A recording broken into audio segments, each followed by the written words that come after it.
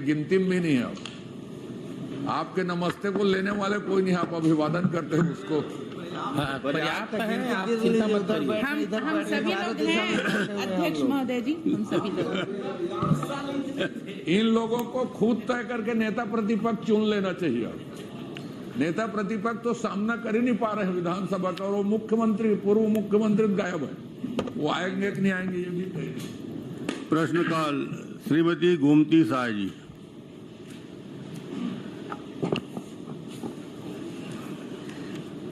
धन्यवाद महोदय जी। मेरा क्वेश्चन है, आंगनवाड़ी केंद्रों में बालक बालिका शिशु माताओं की संपूर्ण सुरक्षा सुनिश्चित करने हेतु शासन द्वारा किए जा रहे प्रयासों की जानकारी महोदय, अध्यक्ष महोदय जी, आपके माध्यम से मैं मंत्री जी से जानना चाहती हूँ। वैसे उत्तर तो बहुत अच्छा दिए हैं अपने हिसाब से, पर हम लोगों के, मेरे हिसाब से इसमें मैं संतुष्ट नहीं हूँ। इसलिए इसमें विस्तृत रूप से जानकारी तो दिया गया है। स्वास्थ्य विभाग के सहयोग से स्वास्थ्य जांच सेवा दी जाती है।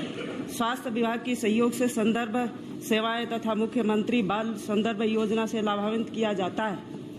लेकिन मेरा क्वेश्चन ये है अध्यक्ष महोदय जी, आपके माध्यम से मैं एक माँ की पीड़ा को समझ सकती हूँ, और एक माँ अपना बच्चा खोता है तो उस पीड़ा को भी मैं समझ सकती हूँ। अध्यक्ष महोदय जी, मैं कुछ विषय को कोट करके बोल रही हूँ, आपका अनुमति चाहती हूँ मैं। सभापति महोदय, अध्यक्ष महोदय जी, घटना दिनांक 12 अगस्त 2023 जिला अस्पताल जसपुर की घटना। अध्यक्ष महोदय जी, जैसे कि गर्भवती महिला डिलीवरी के लिए अस्पताल जाती है और डिलीवरी के समय शौचालय का उपयोग करने जाती है, और वही कमोड में बच्चा को जन्म देती है, और वही कमोड में बच्चा अंतिम सांस लेती है, और माँ 2 घंटे तक शौचालय में बेहोश रहती है। यह घटना अत्यंत ही निंदनीय है और दुर्भाग्यजनक है। प्रश्न करिए। मेरा प्रश्न एक ही है महोदय जी, महिला बाल विकास और स्वास्थ्य विभाग का ज्वाइंट रहता है, और स्वास्थ्य विभाग इसमें लापरवाही ये करती है। हालांकि स्वास्थ्य विभाग का मामला है, पर मैं स्वास्थ्य महिला बाल विकास मतलब महिला और स्वास्थ्य बच्चा का सुरक्षा करना महिला बाल विकास का जिम्मेदारी है, और जिम्मेदारी होने के नाते स्वास्थ्य विभाग का भी जवाबदारी बनता है, महिला बाल विकास सुरक्षा का जिम्मेदारी भी बनता है। आज इस घटना को लेकर के जो मेरे मन में बहुत दिन से पीड़ा था, इसमें सारा जानकारी दिया है, रेडी टू इट है। जितना शासकीय नियम का जो देना चाहिए था वो सारा चीज दे रहे हैं। लेकिन मेरा कहना यह कि है, क्या ऐसे प्रकरण के लापरवाही बरतने वालों के लिए क्या महिला बाल विकास विभाग द्वारा महिला और बच्चा के रक्षा के लिए दोषियों के ऊपर कार्रवाई के नियम बनाया गया है या नहीं? चलिए, प्रश्न आ गया आपका। माननीय मंत्री लक्ष्मी रजवाड़े जी, पहली बार निर्वाचित एकमात्र महिला मंत्री सदन में उत्तर देने के लिए खड़ी हुई है। मैं बधाई देता हूं और शुभकामनाएं व्यक्त करता हूं कि आपका बेहतर तरीके से अपने पद का दायित्व का निर्वहन करेंगे। जवाब दीजिए। अध्यक्ष जी, महिला टीम का मैच हो रहा है। हाँ, दोनों तरफ महिलाएं हैं, इसलिए मैं बीच में कम बोलूंगा आज। माननीय अध्यक्ष महोदय, उनका जो प्रश्न मुझ तक पहुंचा था उसका जवाब पत्र के माध्यम से उन तक पहुंच गया है, लेकिन यहाँ पे एक महिला की दर्द को उन्होंने उल्लेख किया। तो अगर मेरे पास इस तरह के कभी भी घटना मुझ तक पहुंचता है तो उसका मैं समाधान करवाने का या उसमें जो आरोपी सिद्ध होंगे उनका कार्रवाई करने का प्रयास करूंगी। चलिए दूसरा प्रश्न करिए। माननीय अध्यक्ष महोदय जी, मेरा इतना ही कहना है कहे कि उनका भी पहली बार है और मैं इस सदन के आने के नाते, उच्च सदन में तो मैं भले ही मैं थी वहाँ करती थी, पर यहाँ भी मेरा पहला क्वेश्चन है। मैं इतना ही कहना चाहती हूँ। आपका भी पहला प्रश्न है, आपको भी बहुत बहुत बधाई और शुभकामना। Thank you. बस इतना ही कहना चाहती हूँ कि एक ऐसा नियम हो, क्या महिला बाल विकास ऐसा नियम कोई बनाएगा कि ऐसे जब दोषी पाए जाए वैसे लोगों के लिए कार्यवाही हो? ऐसे कोई नियम बनाने का विचार कर रहे हैं कि नहीं कर रहे हैं? स्वास्थ्य का भी था, स्वास्थ्य मंत्री जी आगे, उनको भी जानकारी दे दीजिए उस पर। चलिए मंत्री जी कुछ बोलना है तो। जी माननीय अध्यक्ष महोदय जी, अगर बात स्वास्थ्य को लेके है तो मुझ तक पहुंचेगा तो हम विभागीय अधिकारियों के माध्यम से बातचीत करके सलाह मशवरा करके उस पर कार्रवाई करेंगे। ठीक है, अच्छा जवाब है। और कोई प्रश्न आपके मन में? अजय जी आप क्या पूछोगे? चलिए आप प्रश्न कर लीजिए या सुझाव दे दीजिए। इतने सीनियर सदस्य खड़े हुए हैं, ये बड़ी बात है। सम्माननीय अध्यक्ष महोदय, चूंकि 12 तारीख की रात का जो घटना था, सम्माननीय सदस्य गोमती जी ने जो प्रश्न उठाया, उस दिन में उस घटना के सूचना के बाद तुरंत मैं अस्पताल गई थी और शिशु का जन्म कमोड में होता है।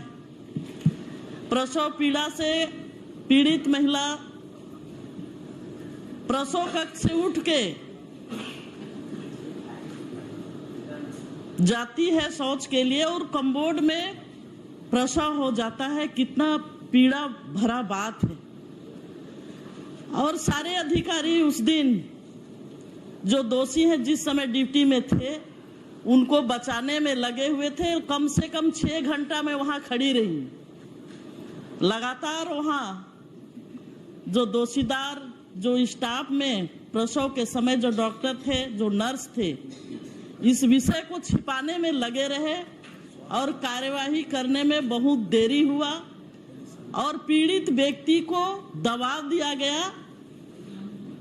2 घंटे तक बेहोश रही महिला। इसी में प्रश्न कर लीजिए कि आप क्या चाहती हैं? क्या उस समय जो ड्यूटी में थे, जो भी नर्स और डॉक्टर, उन पर कार्यवाही आज तक क्यों मंत्री जी नहीं बताइए, हुआ? कोई कार्रवाई करेंगे क्या? कार्यवाही होना चाहिए ताकि दोबारा ऐसा मतलब लापरवाही ना हो जिला चिकित्सालय में। धन्यवाद। जी माननीय अध्यक्ष महोदय, मैं उनकी पीड़ा को समझ सकती हूँ क्योंकि एक महिला की बात है, लेकिन कहना ये चाहूंगी कि ये स्वास्थ्य विभाग से संबंधित है। ये स्वास्थ्य विभाग से संबंधित है। माननीय अध्यक्ष जी, चलिए माननीय अध्यक्ष महोदय, ये स्वास्थ्य विभाग की घोर लापरवाही है। एक महिलाओं के प्रति, शिशुओं के प्रति इसमें त्वरित कार्यवाही होनी चाहिए, ये हमारी मांग है। चलिए आदरणीय अध्यक्ष महोदय जी, ये खासकर महिलाओं की बात है तो इसमें जरूर तुरंत के तुरंत कार्रवाई में जाए। चलिए अजय जी। अध्यक्ष महोदय, ये प्रश्न और ये मामला इसलिए और सर्वाधिक गंभीर हो गया है। माननीय मुख्यमंत्री जी के जिले में या स्वास्थ्य विभाग में जब ये परिस्थिति है, ऐसी अव्यवस्था है, तो इससे अंदाजा लगाया जा सकता है कि अन्य जिला में कैसी स्वास्थ्य व्यवस्था चल रही होगी। ये माननीय अध्यक्ष महोदय, सीएसआर में कौन कौन सी संस्थाओं ने आंगनबाड़ी बनाने के लिए इस वित्तीय वर्ष में, एक ही वर्ष का पूछ रहा हूँ, कितना पैसा दिया और मरम्मत के लिए दिया कि नए के लिए दिया? उसी तरह नीति आयोग से कितना पैसा प्राप्त हुआ, वो मरम्मत के लिए हुआ इस वित्तीय वर्ष में, मरम्मत के लिए प्राप्त हुआ कि नए बनाने के लिए प्राप्त हुआ? और खास तौर पे सीएसआर से कौन कौन सी संस्थाओं ने दिया मरम्मत या नए निर्माण के लिए? कुछ बताएंगी या जानकारी उपलब्ध करा देंगी? ये जानकारी उपलब्ध करा देंगी? जानकारी उपलब्ध हम माननीय सदस्य जी को करवा दें। ठीक है, जानकारी दे देंगे। दिलीप लारिया जी। जी माननीय अध्यक्ष महोदय जी, मैं महिला बाल विकास मंत्री जी से आपके माध्यम से जानना चाहा कि जी संगीत होगा, संगीत भी होगा और बाजा भी बजाया जाएगा। अब 5 साल तो तुम्हें संगीत तो सुनना है, कहा सुनना है। तो इसमें मैं प्रश्न में नहीं जानना चाह रहा हूँ माननीय अध्यक्ष महोदय जी। इसमें उत्तर आया है कि हमारे मस्तूरी विधानसभा क्षेत्र में 421 आंगनबाड़ी केंद्र, 20 मिनी आंगनबाड़ी केंद्र, जिसमें से 342 आंगनबाड़ी केंद्र और 14 मिनी आंगनबाड़ी केंद्र भवन संचालित है। बाकी शेष जो 79 आंगनबाड़ी केंद्र और 6 मिनी आंगनबाड़ी केंद्र भवन विहीन है, जिसमें 53 आंगनबाड़ी केंद्र और 6 मिनी आंगनबाड़ी केंद्र किराए के भवन में संचालित है। मैं आपके माध्यम से माननीय अध्यक्ष महोदय जी, माननीय मंत्री महोदय से कहना चाहूँगा कि क्या ये आंगनबाड़ी भवन जो अभी नहीं बना है, 79 आंगनबाड़ी भवन केंद्र, 6 मिनी आंगनबाड़ी केंद्र, ये कब तक पूर्ण हो जाएगा? क्या ये वित्तीय वर्ष में आप इसको पूर्ण करेंगे? चलिए ठीक है, अधूरा है, कब तक पूरा कर लेंगे ये बता दीजिए बस। जी माननीय अध्यक्ष महोदय जी, क्योंकि ये कब तक पूरा हो जाएगा ये बताया जाना संभव नहीं है। चलिए ठीक। जी अगला प्रश्न करिए। माननीय अध्यक्ष महोदय जी, मैं आपके माध्यम से कहना चाहूँगा कि जिसमें 53 आंगनबाड़ी केंद्र और 6 किराए से संचालित है, बाकी शेष जो 26 आंगनबाड़ी कहाँ संचालित है? या कागज में ही वो कार्यवाही हो रहा है? जैसे हमारे पास शिकायत में आया है कि यहाँ कहीं भी बैठा के संचालित किया जा रहा है किसी के घर में, आपके कार्यकर्ता के घर में, तो क्या ये जायज है? आप हमारे मस्तूरी विधानसभा क्षेत्र में जो शेष है वो कब तक पूर्ण करेंगे? आप कहाँ संचालित हो रहा है ये बता दीजिए। चलिए आपको प्रश्न आ गया, कहाँ संचालित हो रहा है ये बता दीजिए। ये शासकीय भवनों में जो हाँ शासकीय भवनों में जहाँ भवन नहीं है वहाँ संचालित हो रहे हैं। और मैं पहले भी कही कि कब तक पूरे हो जाएंगे ये बताया जाना संभव नहीं है। नहीं, कैसे बताना जाना संभव नहीं है? बच्चों का सवाल है। एक तो आप बताया जाना संभव नहीं है, उत्तर नहीं है माननीय मंत्री जी। 1 महीने 2 महीने साल भर शीघ्र बोलिए। वित्तीय वर्ष में आप पूरा करेंगे? शीघ्र उसको पूरा शीघ्र किया जाएगा। ये संवेदनशील मामला है। जवाब आ गया। बच्चों के साथ ऐसा ना, बहुत बढ़िया जवाब आ एक गया। महिला होकर बच्चों के साथ जो हो रहा है उसके प्रति समय नहीं बता पा रहे। बता दिया, शीघ्र बनाया जाएगा, बता दिया जी। उससे अच्छा जवाब और क्या आएगा? जी थैंक यू। श्रीमती हर्षिता बघेल, मामले बहुत छोटे हाँ जी छोटे बच्चों का है और माननीय सदस्य जी केवल समय सीमा चाह रहे हैं और बजट की कमी तो है नहीं। 1,47,000 करोड़ की बजट है और एक महिला बाल विकास केंद्र बनाने में 5-6 लाख 4 लाख बहुत ज्यादा नहीं है। आपको तो महिला बाल विकास के क्षेत्र में काम करने का पहले सवाल मिला है, आपको बड़े दिल विपक्षी भावना से मत देखिए। उनका जवाब आपने जवाब नहीं सुना। शीघ्र पूरा किया जाएगा। माननीय अध्यक्ष महोदय, शीघ्र में 2 महीना 3 महीना, चलिए 1 महीना में चालू हो जाए। हर्षिता जी। माननीय अध्यक्ष महोदय, सबसे पहले तो मैं छत्तीसगढ़ मातारी और विधानसभा के पावन धरों को मैं प्रणाम करती हूँ। माननीय अध्यक्ष महोदय जी, आप सदन में मुझे प्रश्न पूछने का पहला अवसर दिया, उसके लिए बहुत आपको भी बहुत बहुत बधाई। आपका पहला प्रश्न है सदन में, बधाई आपको। क्या माननीय खाद्य मंत्री महोदय जी से मैं निवेदन करती हूँ, पूछना चाहती हूँ, क्या माननीय मंत्री महोदय जी यह बताने की कृपा करेंगे कि Chhattisgarh state civil supplies corporation limited द्वारा कुल कितने प्रदाय केंद्र संचालित किए जा रहे हैं? क्या संचालित हो रहे प्रदाय केंद्रों में प्रभारी के पद पर नियमित कर्मचारियों को पदस्थ किया गया है? यदि नहीं तो ऐसे कितने प्रदाय केंद्र हैं जहां पर नियमित कर्मचारी पदस्थ नहीं है? पदस्थ कर्मचारियों का नाम, पदनाम, प्रदाय केंद्र पदस्थी के तिथि, जिलेवार प्रदाय केंद्रवार जानकारी देवे। माननीय अध्यक्ष महोदय, प्रश्न चूंकि जिला राजनांदगांव और खैरागढ़ का है।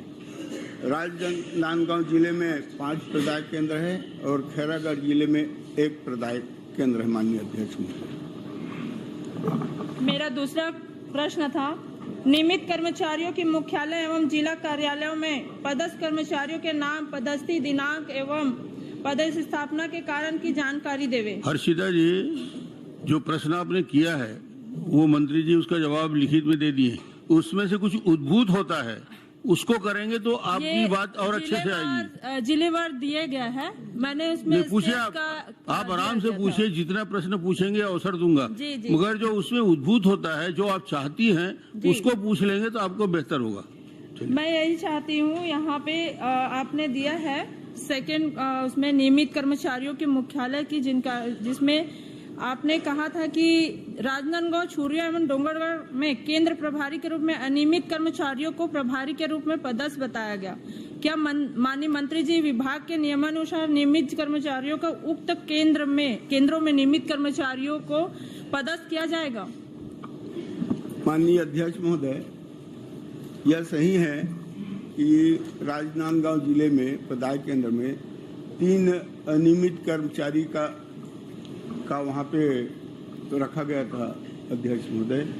उसे जैसे हमारे संज्ञान में आए, हम तीनों को बदल दिए हैं और वहाँ पे पदाय केंद्र में पात्र जो है उनको रख दिए। चलिए, आपकी बात पूरी हो गई। नहीं, तीसरा क्वेश्चन अभी बचा है, जिसमें मैंने पूछा था क्या सहायक प्रबंधक एवं प्रबंधक को छोड़कर अन्य किसी पद पर पदस्थ कर्मचारी अधिकारियों को जिला प्रबंधक के पदस्थ किया जा सकता है? यदि हाँ, तो पदस्थ करने का कारण जिला प्रबंधक के पद पर पदाधिकारी कर्मचारी का नाम, पदस्थी दिनांक, पदस्थी स्थल की जानकारी देवे। लेकिन यहाँ पे माननीय मंत्री महोदय जी का जो आंसर आया था क्वेश्चन का, तो उसमें लिखा गया था माननीय मंत्री जी जानकारी में महिला कर्मचारी जिनको अपनी मैं माननीय मंत्री जी को ध्यान में यह लाना चाहती हूँ कि नियम के संचालक मंडल का यह निर्णय सामान्य प्रशासन विभाग के निर्देशों के विरुद्ध है और अवैधानिक भी है,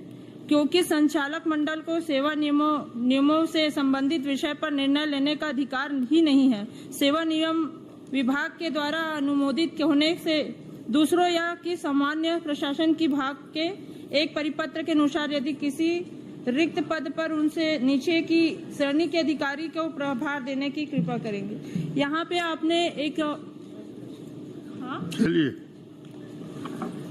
माननीय अध्यक्ष महोदय, एक संचालक मंडल का निर्णय हुआ था माननीय अध्यक्ष महोदय, ये 26/4/2005 की उसकी 14वीं बैठक में निर्णय हुआ था। उस निर्णय के अनुसार निगम प्रबंधक आवश्यकता अनुसार लेखा संवर्ग के अधिकारी को स्वतंत्र रूप से किसी भी जिले में प्रभारी जिला प्रबंधक के पद पर पदस्थ कर सकता है। इसी के हिसाब से माननीय, चलिए ठीक है। माननीय मंत्री जी, आपसे मैं पूछना चाहूंगी, एक महिला कर्मचारी जिनको अपनी पति के स्वर्गवास के उपरांत अनुकंपा नियुक्ति प्रदान की है, जो छुरिया प्रदाय केंद्र में प्रभारी बनाकर पदस्थ किया गया, तो माननीय मंत्री जी निवेदन है कि आपकी सरकार महिलाओं के हित के लिए कार्य कर रही है, तो उक्त महिला पारिवारिक जिम्मेदारियों को ध्यान में रखते हुए जिला कार्यालय का निकटतम प्रदाय के केंद्र पदस्थ करने की कृपा करेंगे? माननीय अध्यक्ष महोदय, आग्रह किया, देख लीजिए। बहुत अच्छा। डॉक्टर चरणदास महंत जी के स्थान में श्री लखेश्वर बघेल 2 प्रश्न करेंगे आप महंत जी के बदले में। ये तो इनके पार्टी निर्णय करेगा, मैं तो सिर्फ प्रश्न करा सकता हूँ। आप अनुमति देंगे, सामने बैठ के खड़े होकर भी वो प्रश्न कर सकते। वो स्थायी तौर पे गायब है, आप स्थायी तौर पे बैठ जाओ, वो भी समय आएगा।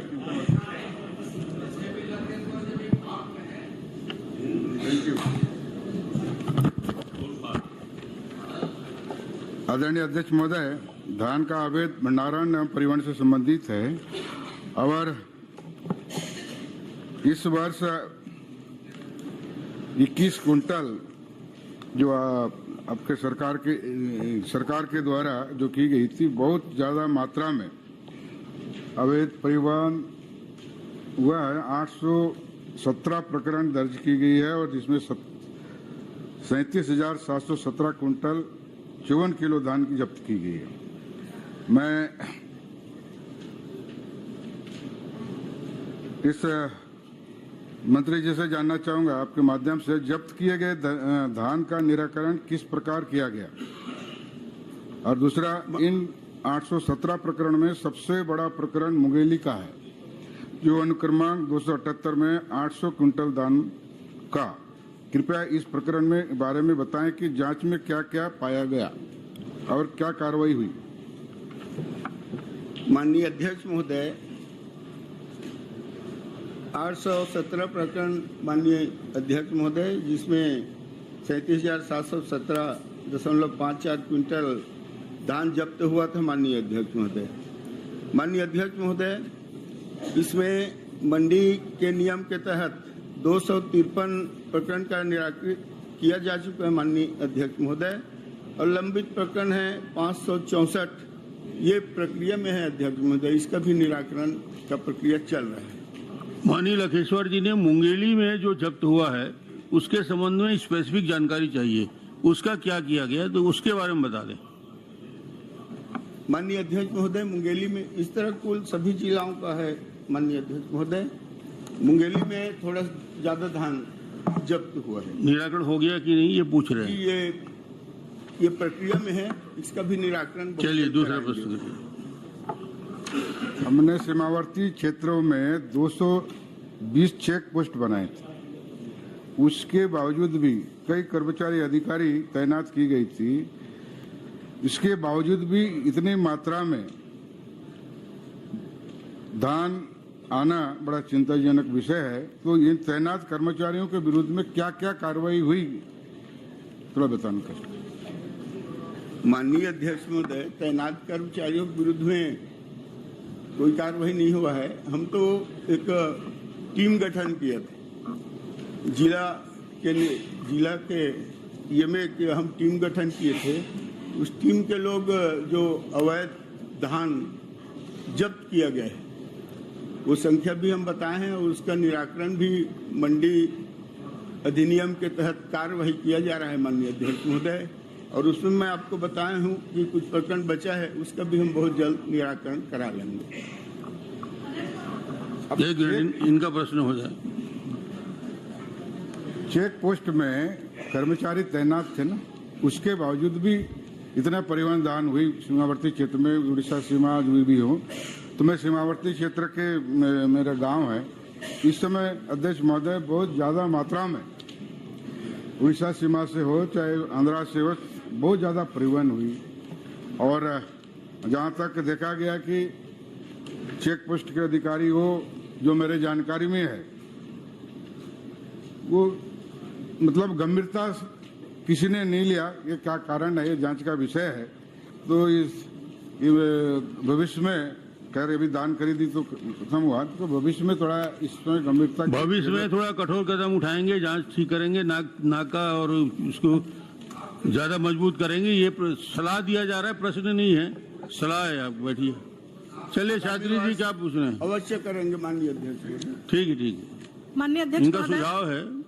माननीय अध्यक्ष महोदय, खाद्य मंत्री महोदय से मैं ये जानना चाहा था कि जब धान खरीदी पर छत्तीसगढ़ के सीमावर्ती क्षेत्र में जब तैनात करे गए हैं, तो बाहरी क्षेत्र से धान अंदर कैसे आते? मैं ये जानना चाहता हूँ भी काबर की मैं महासमुंद जिला के अंतिम छोर सरायपाली जो कि उड़ीसा से लगे हुए हैं, और बहुत सारा धान के परिवहन उड़ीसा से हमारे छत्तीसगढ़ में आवत है। जब ये हमन टीम गठित करे हैं, तो टीम गठित करे के बावजूद इतना सारा धान हमारे छत्तीसगढ़ में काबर आवत है, मैं ये जानना चाहता हूँ। चलिए बताइए। माननीय अध्यक्ष महोदय, हम टीम गठित किए थे, बैरियर लगाए थे, उसके बाद धान अंदर नहीं आए माननीय अध्यक्ष में, वही जब्त किया गया है। और धान जो खरीदी केंद्र है वहाँ अध्यक्ष महोदय, ये जो किसान है, पंजीकृत किसान है, ये लोग अपना धान बेचे हैं माननीय अध्यक्ष महोदय। और वो खरीदी केंद्र में तो व्यवस्था था माननीय अध्यक्ष महोदय, थंब से आई से ये टेस्ट करके पंजीकृत किसानों का धान ही खरीदा गया। माननीय अध्यक्ष महोदय, ठीक है, आपका हो गया, आप पूछ लो। माननीय मंत्री जी, हमार पूर्व सवाल पूछे रही सवाल आप लोग तो बता रहा कि 3 लाख हेक्टर जमीन यहाँ रकबा कम हो है, लेकिन धान की बिक्री बढ़ा थे। अरे तो एक माँ बाप बैठा सुन मैं पूछना चाहता, जब रकबा कम हो थे, धान बढ़ा थे, कहीं न कहीं धान आवा थे। यादव जी, हाँ। जब मैंने वो बातें तथ्य रखी ना तो ये बोल रही थी किसानों को चोट ठहरा रहे हो करके, ये सामने बैठी, मतलब आप मन चोरी करे तो मैं मान गया, समझ गया ना, ये बोल रही थी। नहीं आप मन ये कहना चाहता दीदी, एक तरफ कहा था कि रकबा घटत है और धान के बरोबर आवत है, मतलब कहीं न कहीं चोरी होते, ये साबुत होते, और तुमन ये जानबूझ के उसने करवावत है पूरा। राम कुमार जी, हो गया आपका, आप इसी में प्रश्न है, ध्यान में लाना है। चलिए ध्यान में ले आइए, सुझाव दीजिए। माननीय अध्यक्ष महोदय, मंत्री जी, अभी सोसाइटियों में लगभग 25 लाख मीट्रिक टन धान सोसाइटियों में रखा गया है। न वो स्टेकिंग पॉइंट में जा रहे हैं, न ही राइस मिल को। मौसम भी खराब हो रही है, बारिश होने के भी बीच में हम देख रहे हैं, और उसके बाद में सोसाइटी वाले कितने आपके जवाबदार हैं आपको मालूम है कि रात को वहां से धान को कोई ले जाए, जानवर उसको खा जाए और कुछ हो जाए, उसके बाद में आपकी जो शार्टेज आएगी। तो मैं आपसे ये कहना चाहता हूं, प्रश्न पूछना नहीं चाहता, ये 25 लाख मीट्रिक टन जो धान पड़ा हुआ है उसको डिस्पोज आप कैसे करेंगे, कि राइस मिल में भेजेंगे, स्टेकिंग पॉइंट में भेजेंगे, क्या करेंगे? उसके लिए थोड़ा सा अधिकारियों की बैठक लेकर उसको निर्देशित करेंगे तो मैं समझता हूं कि उस धान को हम बचा सकते हैं। श्री किरण देव।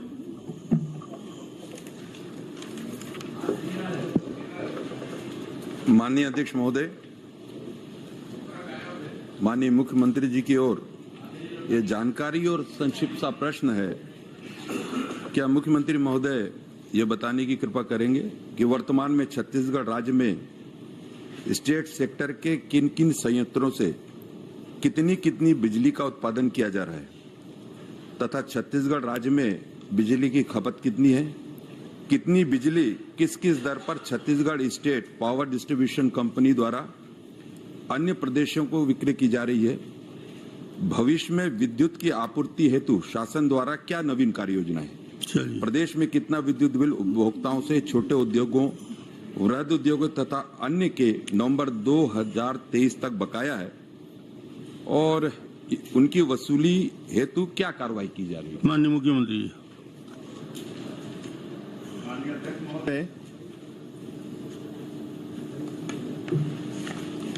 माननीय सदस्य जी ने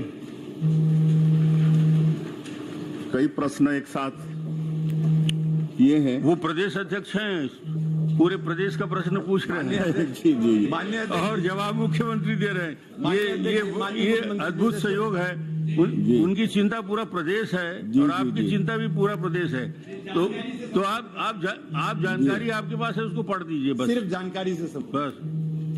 माननीय अध्यक्ष महोदय, Chhattisgarh state power generation company limited के विद्युत संयंत्रों द्वारा वित्तीय वर्ष 2023-24 में नवंबर तक कुल 14,079.566 मिलियन यूनिट बिजली का उत्पादन किया गया है।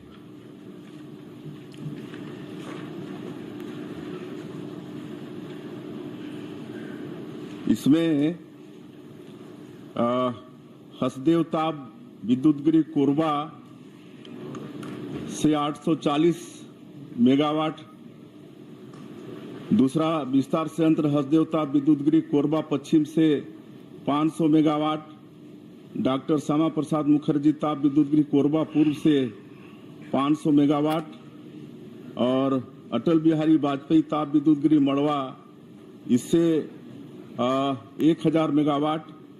इस तरह से कुल ताप विद्युत उत्पादन 2840 मेगावाट और जल विद्युत से हसदेव बांगो जल विद्युत संयंत्र माचा डोली से 120 मेगावाट, गंगरेल जल विद्युत गृह धमतरी से 10 मेगावाट, सिकासार जल विद्युत गृह गरियाबंद से 7 मेगावाट, लघु जल विद्युत गृह कोरबा पश्चिम से 1.7 मेगावाट। इस तरह से जल विद्युत उत्पादन 138.7 मेगावाट इस तरह से उत्पादन है। अध्यक्ष किरण जी, दूसरा धन्यवाद। प्रश्न छोटा करिए, स्पेसिफिक करिए। माननीय अध्यक्ष, एक मिनट भाई, हर प्रश्न में खड़े होने की जरूरत नहीं है। कोई जरूरी नहीं होता जो प्रश्न करता है उसके पहले 3 प्रश्न करने की जवाबदारी होती है। उसके बाद मुझे लगेगा कि और प्रश्न की जरूरत है तो कर लूंगा। हर बार आप नए हैं, नए नहीं है, आप पुराने हो गए हैं, आपको तो समझना चाहिए। चलिए, बिल्कुल पूरा आपको अवसर मिलेगा। उसी में सारी जानकारी समाहित हो चुकी है, पूरा प्रश्न उसी में इन्वॉल्व था। उत्तर से संतुष्ट हैं आप? संतुष्ट हैं, तो बैठ जाइए, बैठ जाइए। अध्यक्ष जी, इसी में चलिए पूछ लीजिए। माननीय मुख्यमंत्री, छोटा प्रश्न करिए जी। एक बहुत छोटा सा सवाल है।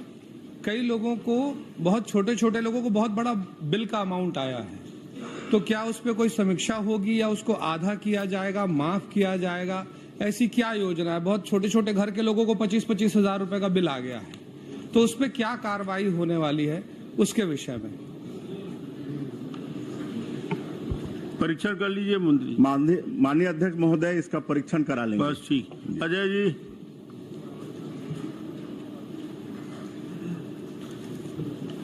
माननीय अध्यक्ष महोदय, ये बड़ा दिलचस्प है। क्वांटिफाइबल डाटा आयोग बनाया गया, उसके तथाकथित रिपोर्ट, तथाकथित शब्द उपयोग कर रहा, उसके तथाकथित रिपोर्ट पर 2 बिल पेश हो गए यहाँ विधानसभा में। बिल पारित नहीं हुआ है और विधानसभा के रिकॉर्ड में पहली बार अशासकीय संकल्प आ गया, पारित हो बना नहीं है बिल, और कि इसको 9वीं अनुसूची में जोड़ा जाए। अब ये बच्चा पैदा करें और मोदी जी उनका पालन पोषण करें, ये उनकी मतलब थी, ऐसा लगता है। मेरा कोई ज्यादा प्रश्न नहीं है इसमें, एक ही लाइन का प्रश्न है। क्वांटिफाइबल डाटा आयोग के रिपोर्ट को या अनुशंसा या निष्कर्ष, जो शब्द आपको अच्छा लगे, उसको सार्वजनिक करेंगे क्या? माननीय अध्यक्ष महोदय, क्वांटिफाइड डाटा आयोग ने निष्कर्ष दिया है और माननीय सदस्य को जो आग्रह है उस पर विचार करेंगे। चलिए, श्री अटल श्रीवास्तव जी।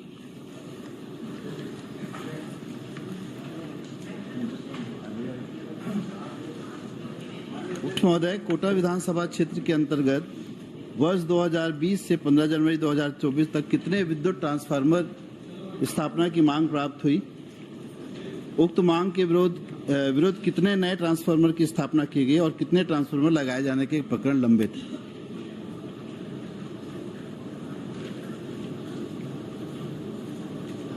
माननीय मुख्यमंत्री जी। माननीय अध्यक्ष महोदय, आज अजय एक प्रश्न की, उसमें आप जवाब पढ़ेंगे तो आपको कम से कम उसमें 15 मिनट लगेगा, और प्रश्न को मुझे ऐसा लगता है कि आज 25 तक आप पहुंचा सकते हैं।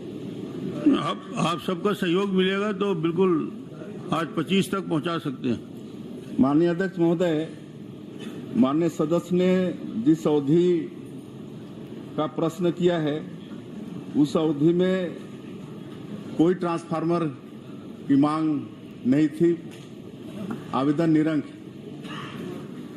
4 साल में कोटा विधानसभा क्षेत्र में एक भी ट्रांसफार्मर की मांग नहीं थी।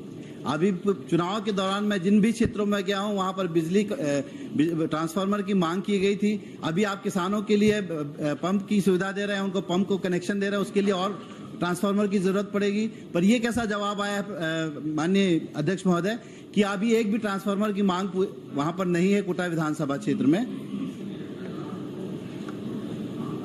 और मैं तो 20 से 24 तक पूछा हूं, अभी जितने गांव में जाते हैं हर जगह ट्रांसफार्मर की मांग हो रही है। आपके पास कुछ लिखित जानकारी है तो माननीय मंत्री जी को उपलब्ध करा दें।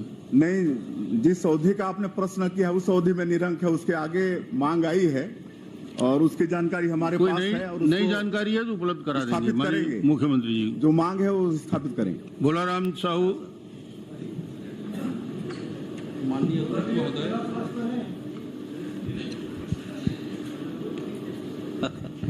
माननीय अध्यक्ष महोदय, मेरा प्रश्न है कि खुज्जी विधानसभा क्षेत्र में संचालित परियोजना है तो कितने पद रिक्त स्वीकृत हैं, कितने भरे गए हैं और कितना रिक्त है? मंत्री जी ने जवाब में दिया है कि माननीय मंत्री जी ने उत्तर में दिया है कुल 27 पद स्वीकृत थे, 14 पहले से कार्यरत हैं, 13 पद रिक्त थे जिसमें 13 की नियुक्ति 27 दिसंबर को की गई है। अध्यक्ष महोदय, 9 अक्टूबर से 3-4 दिसंबर तक आचार संहिता लगा था आदर्श, तो इसका परीक्षा कब किए और नियुक्ति कब की है बता दीजिए। चलिए माननीय मंत्री जी।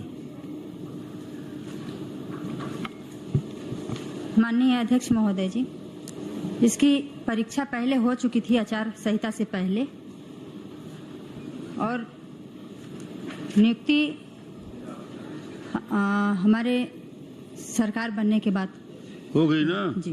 कि सरकार बनने के बाद नियुक्ति हुई। माननीय अध्यक्ष महोदय जी, आचार संहिता लगा था उसी पीरियड में एक प्रश्न लगने के आचार संहिता लगाई था, उस नियुक्ति कर दी इनका 13 लोगों का। और माननीय अध्यक्ष महोदय, इसमें उत्तर में आया है कि 12 पद भर दिए गए हैं। एक पद का भर्ती कब करेंगे बता दीजिए, आपने उत्तर में दिए हैं। बड़ी दिक्कत है बोला भी।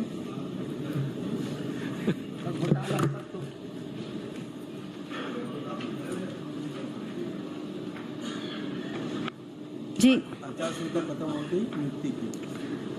माननीय अध्यक्ष महोदय, आचार संहिता के खत्म होते ही नियुक्ति किए हैं। ठीक, बहुत अच्छा। चलिए आखिरी प्रश्न करिए। माननीय अध्यक्ष महोदय, आप ऐसा प्रश्न करिए स्पेसिफिक थोड़ा। ये इससे संबंधित प्रश्न है स्पेसिफिक। आप सीनियर विधायक हैं, आप पूछिए, आराम से पूछिए। इसमें 14 परीक्षक भर दिए गए हैं, 13 रिक्त हैं, और उसमें उत्तर में आया है कि 12 भरे हैं, तो एक तो खाली ही माननीय अध्यक्ष। तो एक का भर्ती कब करेंगे, नियुक्ति कब करेंगे बता। चलिए उसका भी कब कर देंगे, एक का जो खाली। हाँ माननीय अध्यक्ष शीघ्र महोदय कर देंगे, बोलो आप जी। चलिए धन्यवाद। रायमुनि भगत। माननीय अध्यक्ष महोदय, किसी भी सरकार में महिला सशक्तिकरण को प्राथमिकता दी जाती है, और महिला सशक्तिकरण के लिए रेडी टू ईट का जो कार्यक्रम था, स्व सहायता समूह कर रही थी पूरे छत्तीसगढ़ में, और रेडी टू ईट से काम को छीन के बीज विकास निगम को दिया गया है, और बीज विकास निगम रेडी टू ईट का निर्माण कार्य कर रहा है, और इसको स्व सहायता समूह के लिए कब तक वापस करेंगे, ये मैं माननीय मंत्री महोदय जी से पूछना चाहती हूँ। बहुत स्पेसिफिक प्रश्न है। क्या स्व सहायता समूह को सौंपने के बारे में कोई विचार हो रहा है, कोई निर्णय लेना चाहेंगे, या निर्णय लेने की प्रक्रिया चल रही है? बहुत स्पष्ट प्रश्न है, स्पष्ट जवाब छोटा सा दे दीजिए, हाँ या नहीं। माननीय अध्यक्ष महोदय जी, जो हमारे सामान्य सदस्य जी ने जो क्वेश्चन किया है, तो इसमें स्वयं सहायता की समूह की महिलाएं जो रेडी टू चलाती थी, अब बीज निगम को दे दिया गया है, तो इस पे विचार किया जा रहा है। बहुत अच्छा, विचार किया जाएगा उसके बारे में। बहुत अच्छी बड़ी घोषणा है ये। धन्यवाद। पहले मंत्री ने बड़ी घोषणा पहली बार की है, निश्चित रूप से बहुत महत्वपूर्ण विषय पे, जो पूरा प्रदेश जिसके लिए आंदोलित था उसका समाधान करने की दिशा में आज प्रयास हुआ है। मंत्री जी को बधाई। अब कोई शंका तो बाकी नहीं है। अब कवासी लकमा जी, बहुत बहुत धन्यवाद। मैं तो चाहूंगी जल्दी वापस दे दिया जाए महिलाओं को कार्य। बहुत अच्छा। कवासी जी। माननीय अध्यक्ष महोदय, हमारा पहला मुख्यमंत्री, नया मुख्यमंत्री और से मेरा जवाब है, मांगना है। मेरे को पूरा उम्मीद है कि मुख्यमंत्री अच्छा मदद करेगा, क्योंकि आदिवासी जिला बस्तर में कनिष्ठ निधि का संपूर्ण बस्तर संभाग के मैं जानकारी मांगा था। उसमें सबसे ज्यादा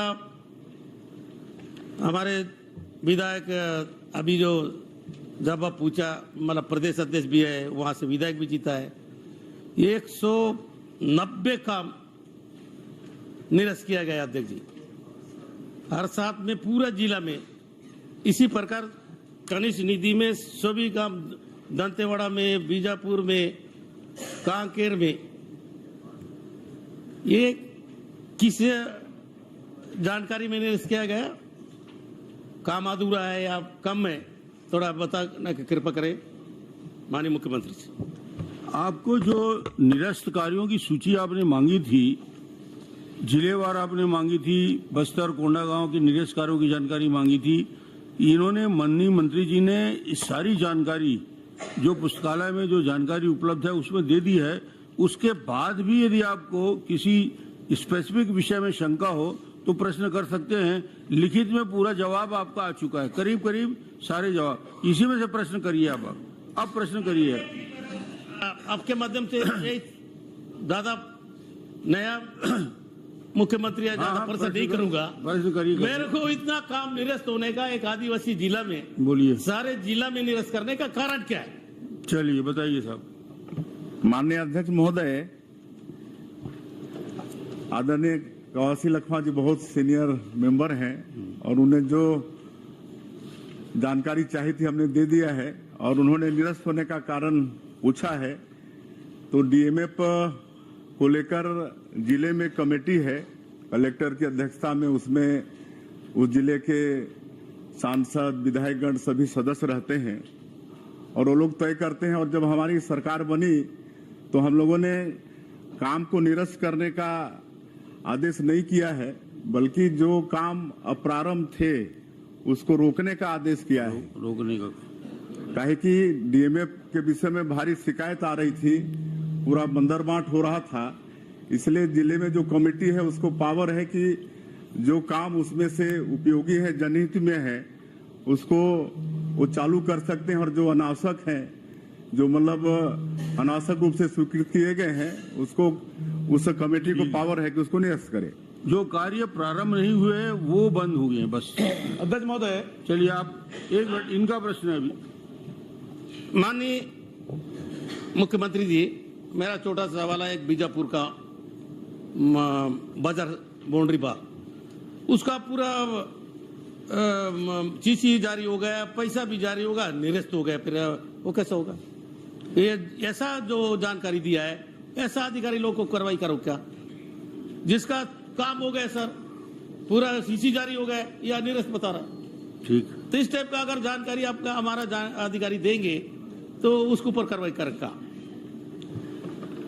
मैं बता चुका हूं कि जो काम जारी है उसको निरस्त करने का कोई आदेश नहीं हुआ है। जो अप्रारंभ है उसकी समीक्षा करना है, और निरस्त करना या उसकी समीक्षा करना या आगे उसको जारी रखना, ये जो जिला में कमेटी है उसका अधिकार है। मुख्यमंत्री का जब विभाग है, विधानसभा जवाबदारी से पूछ रहे हैं, उनका काम एक साल पहले टीसी हो गया, पैसा पिरामिड मिल गया, काम हो गया, या निरस्त बता रहा है। ऐसा अधिकारी को कुछ चलिए इसका परीक्षण करा लेंगे। जी विक्रम जी। माननीय अध्यक्ष, मेरा दूसरा प्रश्न है अध्यक्ष जी, हमारा गोल्लापल्ली नस्लट एरिया है, वहाँ सामाजिक भवन मांगे थे, हम भी गए थे, मैं खुद गया था। वहाँ कहीं बैठने के उठने का जगह नहीं था। 25 लाख का कलेक्टर ने मेरे साथ जाके घोषणा किया था, उसको निरस्त किया है। नस्लट पीड़ित क्षेत्र है, उस काम को निरस्त किया, उसको पुनः चालू करोगे? और उसके बाद जयगुरगोंडा में काम ही नहीं हो रहा था सर, सुकृत काम हुआ है, लेकिन वहाँ के परिस्थिति में एस्टिमेट बनाने में, सब इंजीनियर जाने में दिक्कत हुआ। मेरे जिला के 14 काम निरस्त हुआ है कोंटाई ब्लॉक का, उनको पुनः चालू कर दो का। जिला कमेटी को पावर है, जिसके मेंबर आप स्वयं भी हैं। चलिए विक्रम जी। माननीय अध्यक्ष महोदय, जो माननीय सदस्य ने जो बात रखा था, बीजापुर जिले में भी ऐसे बहुत सारे काम हैं जिसको निरस्त किए हैं, और जो काम पहले से ही काम पूर्ण हो चुके हैं, सीसी भी लग चुके हैं, और बहुत सारे जो अन्य जो काम है स्कूल से संबंधित काम है। सबसे ज्यादा स्कूल में पेयजल है, वहाँ पे बोरवेल है, स्कूल का बाउंड्री वाल है, स्कूल का मरम्मत है, नया स्कूल का निर्माण है, स्वास्थ्य संबंधित है, ऐसे जनरल इन कामों को भी निरस्त किया गया। इतना व्यापक रूप से नहीं है, आप स्पेसिफिक पूछिए ना। मेरा ये माननीय कोई काम जो आपकी जानकारी में है, जो काम प्रारंभ हो चुका है, बंद हुआ है, ऐसे प्रश्न करिए। पूरे जनरल प्रश्न नहीं जो जानकारी जो उपलब्ध कराया गया माननीय अध्यक्ष महोदय, उसमें मैं माननीय मुख्यमंत्री जी से कहना चाहूंगा कि बहुत सारे काम ऑलरेडी पहले से पूर्ण हो चुके हैं या काम में चल रहा है, और सब जनउपयोगी काम मन है, उनको भी प्रारंभ पता निरस्त करने जाओ तो दिया गया सूची। तो मैं माननीय मुख्यमंत्री जी से अनुरोध करता हूँ कि बहुत ही संवेदनशील जिला है बीजापुर जिला, पहली बार वहां पर काम हो रहे हैं, तो मैं माननीय मुख्यमंत्री से अनुरोध करता हूं, विशेष अनुरोध करता हूं कि वो ऐसे कामों को जो वास्तव में जरूरत है उनको चालू कर, मतलब जो चल रहा है तो फिर से एक बार समीक्षा किया जाए और चालू किया जाए। चलिए दिखवा लेंगे उसका। जी मैं समझता हूँ इसका उत्तर पहले भी आ चुका है, फिर भी हम दिखवा लेंगे। आपका तो निकल गया कवासी जी। अध्यक्ष, ये जनपद अध्यक्ष, नगर पालिका अध्यक्ष, इसमें मेंबर हो सकते क्या? नहीं होगे क्या? इसमें फर्क में तक क्या है? आज भी अभी जो नया गठन हुआ है, हमको भी नहीं बुलाया गया है सुकमा जिला में। अभी आइतवार को जगदलपुर में मीटिंग बुलाया गया है, इसमें जिला सदस्य भी नहीं है, जिला अध्यक्ष भी नहीं है, नगर पालिका महापौर भी नहीं है, जनपद भी नहीं है, तो फिर कौन कौन मेंबर है? इसको थोड़ा बता। ये तो भारत सरकार के गाइड के अनुसार कोई नई बात है नहीं, ये तो बहुत पहले से डीएमए का चल रहा है। कलेक्टर की अध्यक्षता में सांसद, विधायक सभी उसके सदस्य रहते हैं। अभी वर्तमान मीटिंग हुआ है, ना विधायक को बुलाया गया, ना सांसद को बुलाया गया, ना जिला पंचायत को, जिला सदस्य को, जनपद सदस्य को। इसमें कौन कौन मेंबर है? पहले तो हम मेंबर थे, अभी चलिए अगर ऐसा हुआ है तो हम दिखवा लेंगे उसको। उनको अगर थोड़ा बता, माननीय मुख्यमंत्री जी, भारत सरकार का गाइडलाइन है, माननीय कौन कौन आते हैं? मुख्यमंत्री जी, सांसदगण, विधायकगण तो सदस्य होते हैं। यदि नहीं बुलाया गया तो दिखवा लेंगे। कवासी जी जो प्रश्न कर रहे हैं, ठीक है। मोतीलाल साहू जी, हो गया, बहुत प्रश्न आ गए इसमें। मोतीलाल जी महोदय, तो चार हूँ। मेरा प्रश्न आपका क्षेत्र अलग है, उनका खाद्य मंत्री जी से है। वर्तमान में छत्तीसगढ़ में प्रचलित कुल राशन कार्ड की संख्या बताने की कृपा करेंगे।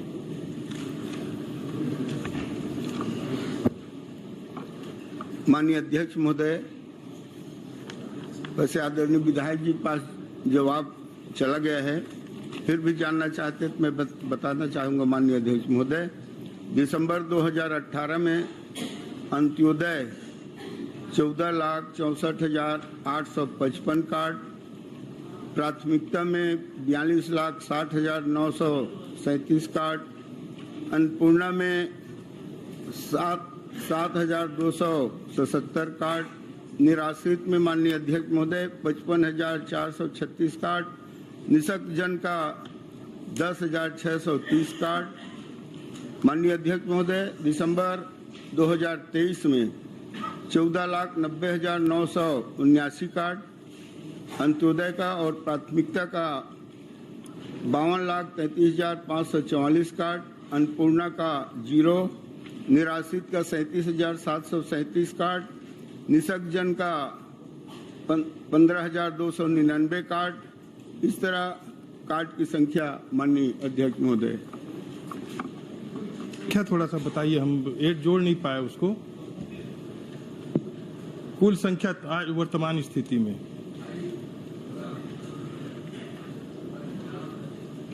कुल संख्या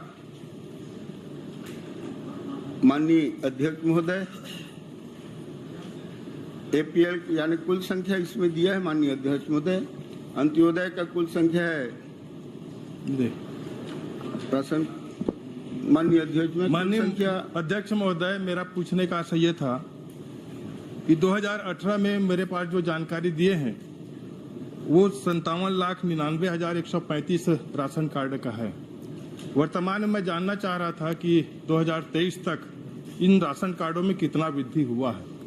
मैं ये जानना चाह रहा था कि पिछली सरकार ने लगातार 40 लाख परिवार को गरीबी रेखा से बाहर आने का ढिंढोरा पीटते रहा, तो मैं अंतर जानना चाह रहा था कि वर्तमान में इन 5 सालों में कितना गरीबी का राशन कार्ड और लोगों को वितरण हुआ है।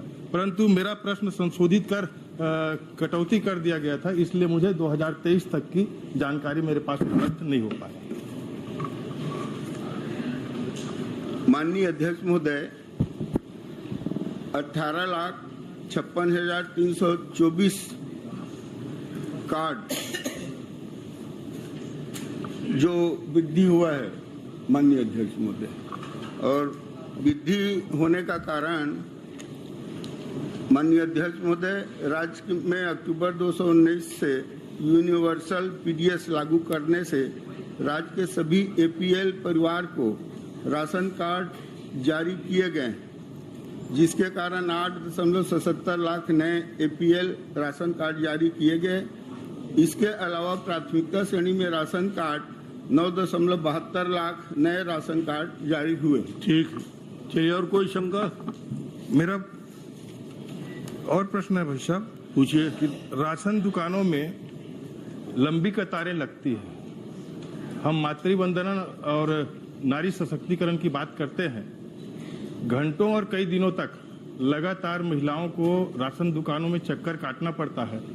राशन दुकान का संचालक कार्ड को जमा करा लेता है और कई दिनों तक परेशान करता है। कई बार ये शिकायत मिला है कि राशन कार्ड धारियों को पैसा दे करके चावल अपने पास रख लेता है। क्या माननीय मंत्री जी इसका जांच कराएंगे? ये शिकायत की मेरे ख्याल से सभी सदस्यों के पास ये शिकायत होगा। क्या माननीय मंत्री जी इसका जांच कराएंगे और संचालक के ऊपर कार्रवाई करेंगे? माननीय अध्यक्ष महोदय, ये प्रश्न तो उद्भूत नहीं होता, फिर भी कोई भी शिकायत है बता दें, मैं उसका जांच करूंगा। राजेश बोड़ा जी, कोई प्रश्न?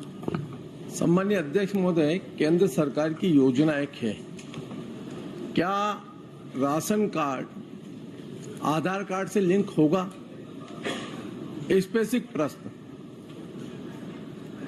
क्या आपका जो राशन कार्ड है आधार कार्ड से लिंक होगा? ऐसी कोई केंद्र सरकार की योजना चल रही है ताकि हमेशा के लिए झंडा खत्म हो जाएगा?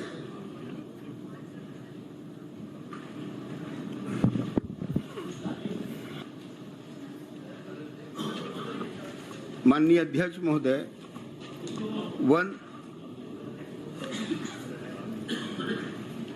अध्यक्ष महोदय, आधार नंबर से जोड़ रहे हैं माननीय अध्यक्ष महोदय। चलिए जोड़ रहे हैं। माननीय अध्यक्ष जी, इसलिए ये प्रश्न किया मैंने कि हर बार नया कार्ड छपता,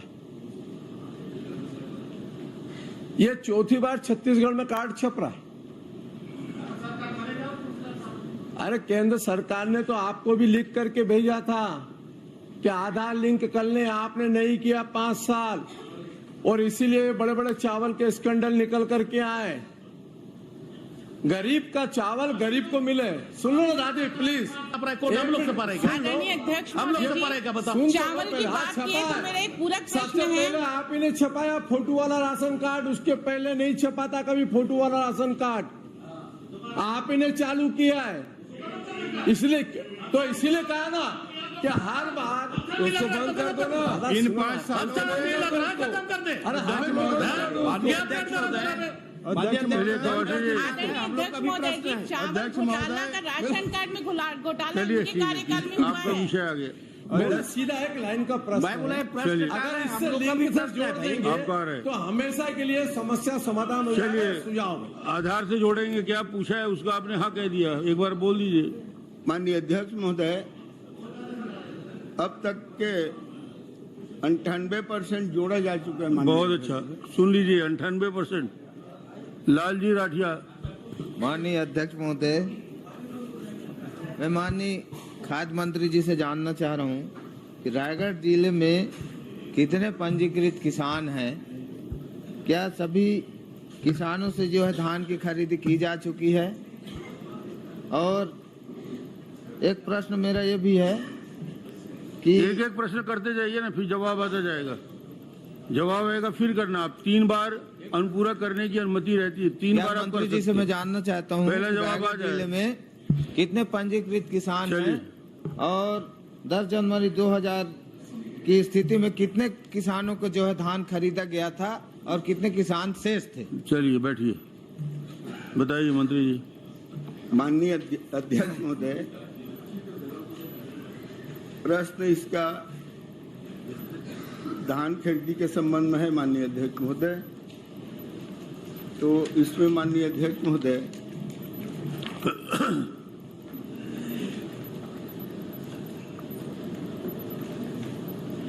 पंजीकृत किसान, माननीय अध्यक्ष महोदय, पंजीकृत किसान की संख्या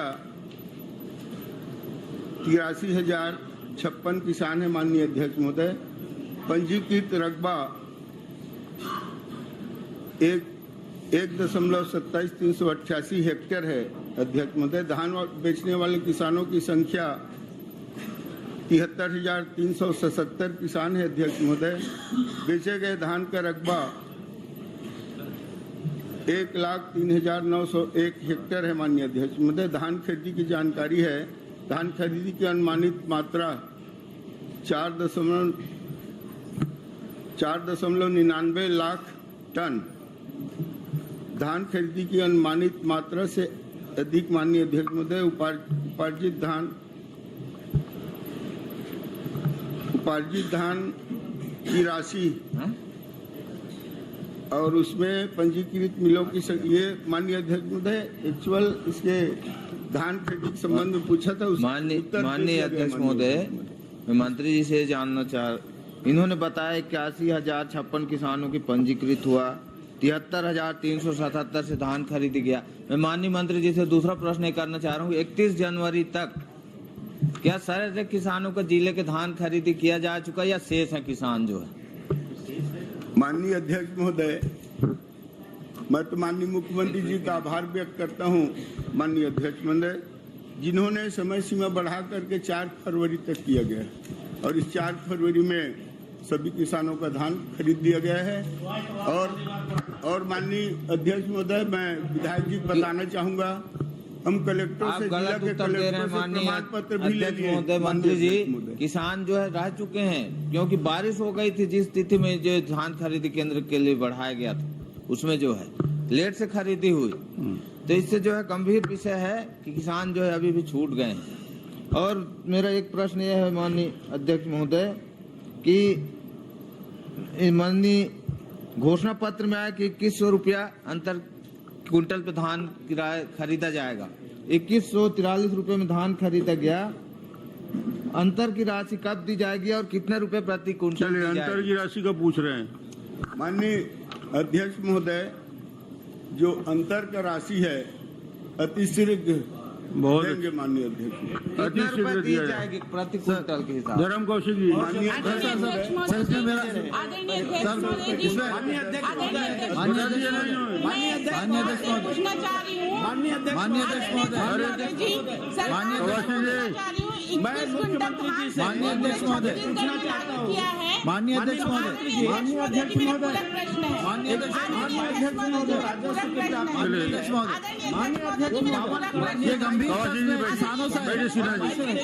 माननीय अध्यक्ष महोदय, आगे बढ़ गया।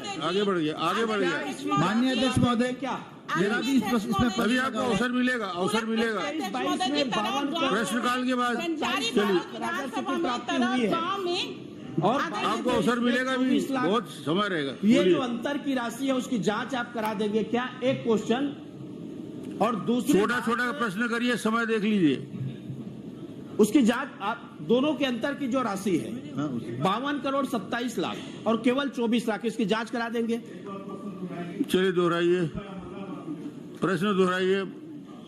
ऑनलाइन राजस्व में जो प्राप्ति हुई है 21-22 में 52 करोड़ 27 लाख और 22-23 में जो प्राप्ति हुई है 24 लाख, ये जो अंतर की राशि है उसका कारण क्या है? और इसलिए मैं चाह रहा हूं कि इसकी आप जांच करा देंगे क्या कि 52 करोड़ कहां और 24 लाख कहां? तो ये अंतर आखिर कहां, इसमें मामला क्या है?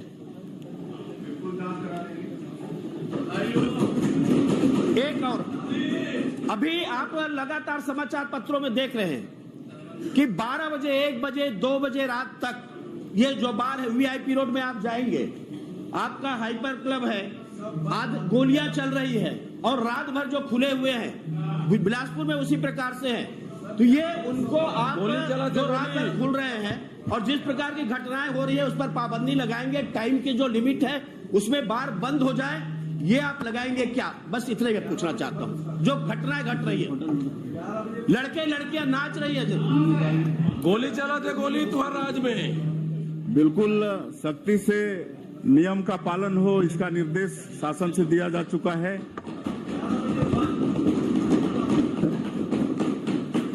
संतुष्ट है ना? आप पूरा संतुष्ट? धन्यवाद दीजिए। मुख्यमंत्री जी को धन्यवाद देता हूं, मैं पूरा संतुष्ट हूं। माननीय अध्यक्ष महोदय, प्रश्नकाल समाप्त। माननीय अध्यक्ष महोदय, मैं माननीय प्रधानमंत्री जी को धन्यवाद